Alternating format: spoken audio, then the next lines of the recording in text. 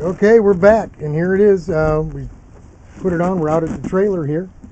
Don't have a mount on the silencer yet, but you see it sitting there. It's inside the bumper. We'll probably we've got 2 or 3 more of those U-shaped tubes. We cut that one originally just in haste to hurry up and fit the cart, and ended up using it for, good Lord, 8 years. So yeah, we've got 2 or 3 more of those that are unmolested, perfectly U-shaped tubes that we'll probably rework. Probably one for this exhaust, and then one for the RV XX exhaust as well. Since we've got the old motor, the spare motor back on here, that should be going on the new cart. Actually, we're not really sure about that just yet, because we might have an engine program getting set up for that new cart, and we don't want to talk about it yet to jinx it, but that could be coming shortly. So let me put this thing down and get the radiator. Here's the radiator we took out before we went to Gingerman. This was the one that was in at MIS, and you know, it's a creek radiator. It's 2.5 inches wide. It's dual core. It's 2 3/4 inch wide tubes.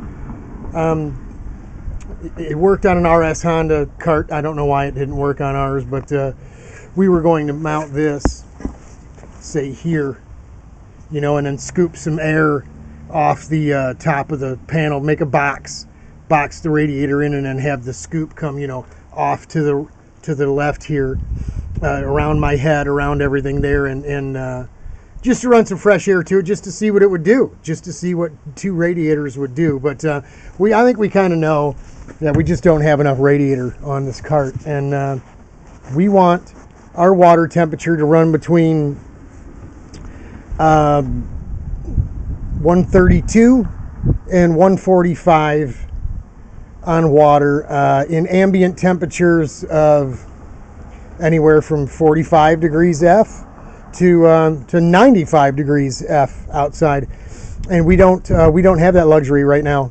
Anything over mid 70s, and this thing runs 170 on water, and we can't have that anymore.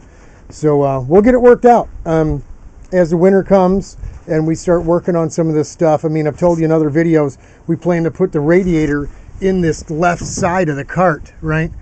And we'll get rid of the fuel tank that's under here. We'll put 2 little tanks, one on either side of the cart, right behind where the front wheels are, and that'll leave us plenty of room to duct air in to a big CIK type radiator, and also have an exhaust to it as well, and exit and duct the air back out.